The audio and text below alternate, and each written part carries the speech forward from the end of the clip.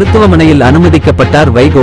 மதிமுகவின் நிறுவன பொதுச் செயலாளர் வைகோ சென்னை அப்போலோ மருத்துவமனையில் அனுமதிக்கப்பட்டுள்ளார். நேற்று காலை கலிங்கம்பட்டி இல்லத்தில் அவர் தவறி விழுந்தார். அதனை அடுத்து அவருக்கு தோள்பட்டையில் எலும்பு முறிவு ஏற்பட்டுள்ளதாக மருத்துவர்கள் தெரிவித்தனர். அறுவை சிகிச்சை செய்ய அவர்கள் பரிந்துரை எடுத்து சென்னை அப்போலோ மருத்துவமனையில் வைகோ அனுமதிக்கப்பட்டுள்ளார்.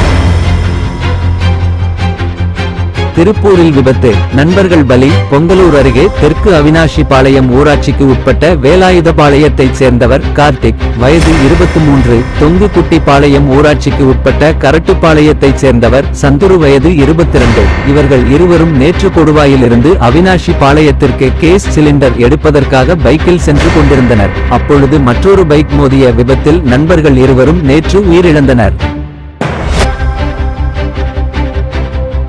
இடைக்கால ஜாமீனை நீட்டிக்க கோரி கெஜ்ரிவால் மனு.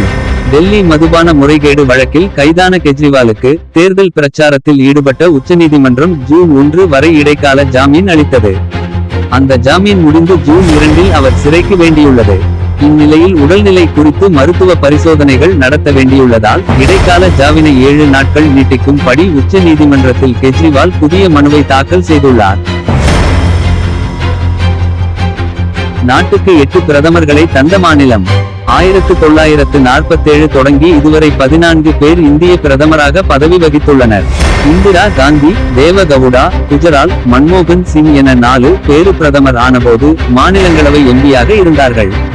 நேரு, லால் பகதூர் சாஸ்திரி, இந்திரா, சரண் சிங், ராஜீவ், வி.பி.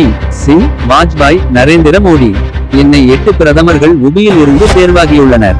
இவர்கள் தவிர குல்சாரி லால் நந்தா இருமுறை இடைக்கால பிரதமராக பதவி வகித்துள்ளனர்.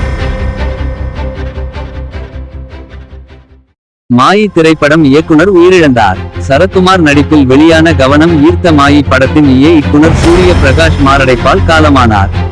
1996ஆம் ஆண்டு வெளியான மாணிக்கம் திரைப்படத்தை இயக்கி திரையுலகில் அறிமுகமான சூரிய பிரகாஷ் பெண் ஒன்று கண்டேன், திவான், அதிபர், வருஷநாடு ஆகிய படங்கள் இயக்கியுள்ளார்.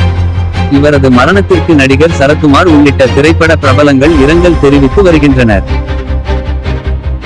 IPL சாதனை ஒரு பக்கம், வேதனை மறுபக்கம். நீண்ட நாட்களாக கேப்டனாக இருந்தும் IPL கோப்பையை வெல்லாத வீரர்களின் பட்டியலில் விராட் கோலி முதல் இடத்தில் இருக்கிறார்.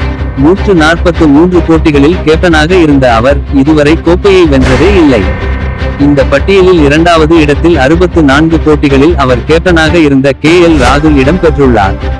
அதேபோல் ராஜஸ்தான் கேப்டன் சஞ்சு சாம்சன் 61 போட்டிகளில் கேப்டனாக இருந்தும் சாம்பியன் பட்டத்தை இதுவரை வென்றதே இல்லை. நன்றி. காலை உதயம் செய்திகளுக்காக திருப்பூரிலிருந்து கர்லாங்காடு உங்கள் சுபாஷ்.